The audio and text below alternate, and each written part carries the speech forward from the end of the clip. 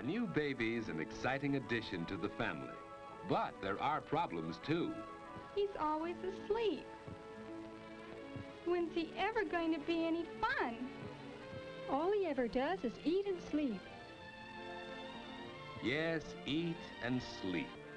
And that's just about all you did, too, when you were a baby. You had to depend on your mother for all the things that you needed. She had to feed you, to bathe you, to put you down to sleep. As you grow older, you learn to do more and more things for yourself.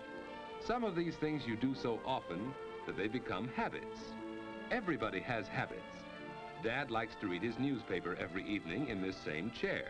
It's one of his habits. Habits are things you do naturally without having to think about them.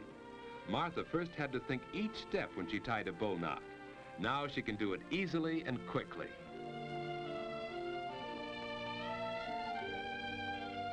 Regular habits make daily living much easier since they help us do things without having to think about them.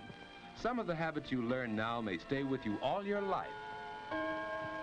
All right, children. It's time to get ready for bed.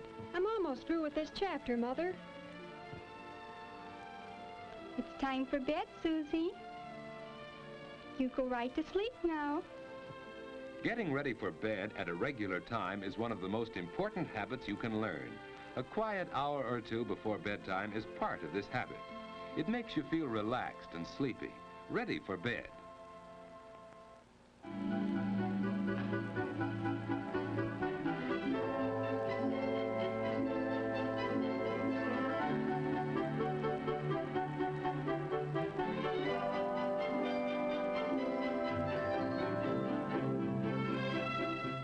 Washing up is part of the going to bed habit. Any regular routine before bedtime helps you feel sleepy. Hanging up your clothes can be part of this routine. They'll air out overnight and be neat for tomorrow. Wearing the right kind of night clothes is important. David's pajamas fit him loosely and don't bind him around the waist. David likes to open his window when it isn't too cold for fresh air, but he's careful not to sleep in a draft. Of course, Martha has her own habits. Instead of opening her window, she gets fresh air by opening her door a bit. Good night, David. Good night, sis. David's bed is comfortable and the mattress isn't too soft. The covers on his bed are warm without being heavy. And so David's ready for bed at just about the usual time. Of course, he sometimes stays up later, but that doesn't happen often enough to change his going to bed habits. Now to sleep. Some people go right to sleep, others take longer. Because David has regular sleeping habits, he usually drops off very quickly.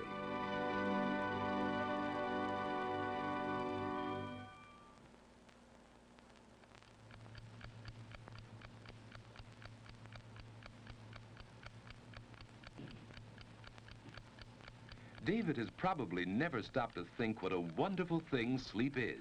In sleep, the muscles of the body are relaxed. It's the most perfect way to relax that we have. Our breathing is slower and deeper when we sleep. The body's temperature is lower. Even the heart beats more slowly. The whole body is resting. To rest all our muscles, we turn in our sleep. Some people turn often, others not so often, but we all do it. It's a normal part of sound, healthy sleep. Dreams are normal too. Often they're suggested by things around us while we sleep.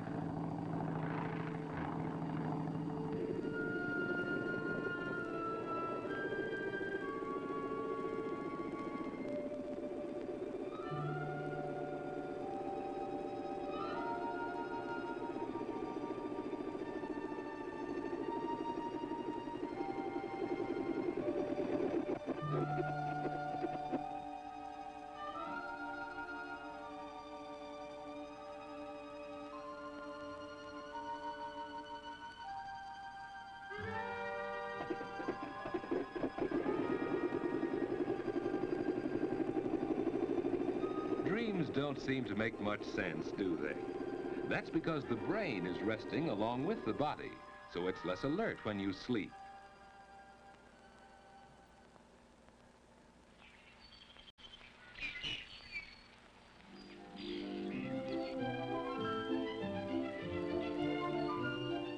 After a good night's sleep, you usually wake up easily and naturally.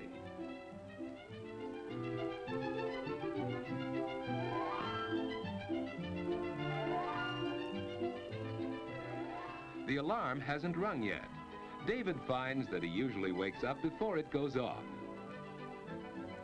Of course, it takes him a little while to get fully awake. You're never at your best until at least an hour or two afterwards. That's one reason why getting up early is so important.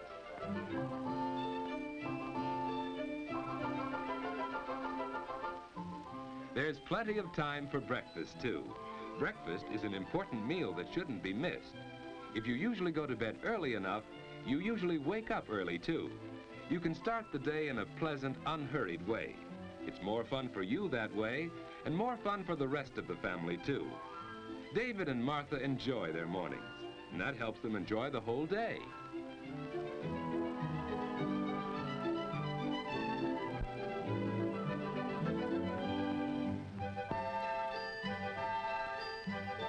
As the day goes on, you get more and more value from your regular sleeping habits. Plenty of sleep helps you to be bright and alert to the very end of the day. But what about bad sleeping habits? George just doesn't get enough sleep. And now in the afternoon, he's tired. It's hard for him to pay attention in class.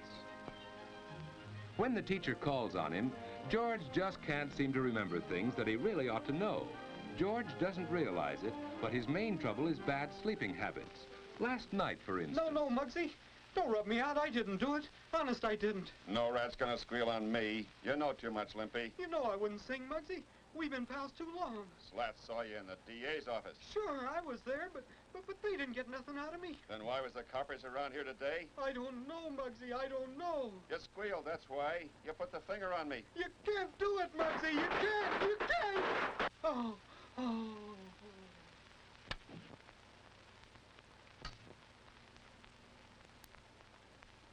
Yes, George has bad sleeping habits. And even when he finally does get into bed, he finds it hard to go to sleep. That's because he hasn't formed the habit of going to sleep at a regular time each night.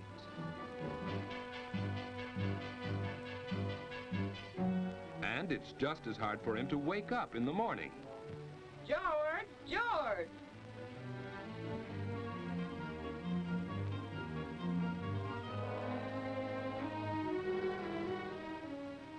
Get up, George. He's still tired because he hasn't had enough sleep.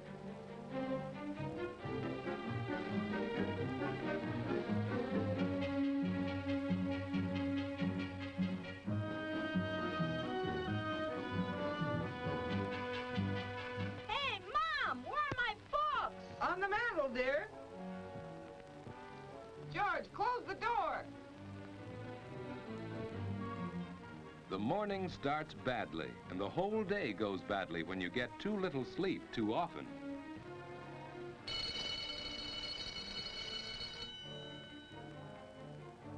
And even after class is over, you keep on paying the penalty for bad sleeping habits. You don't have much fun when you're tired and low in energy. Lack of sleep makes it hard for you to do your best. You just can't seem to get into the game and have fun the way the other fellas do.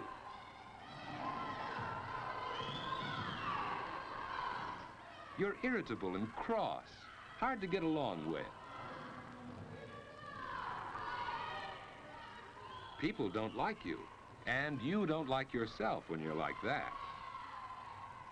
Probably neither David nor George realize how important their sleeping habits are to the way they enjoy their waking hours. Going to bed at a regular time each night makes it easier for you to go right off to sleep instead of lying awake long into the night. You wake up easily and naturally without having to be dragged out of bed. And most important, your day starts right and stays right. Both David and Martha have learned that good sleeping habits help you get the most out of everyday living.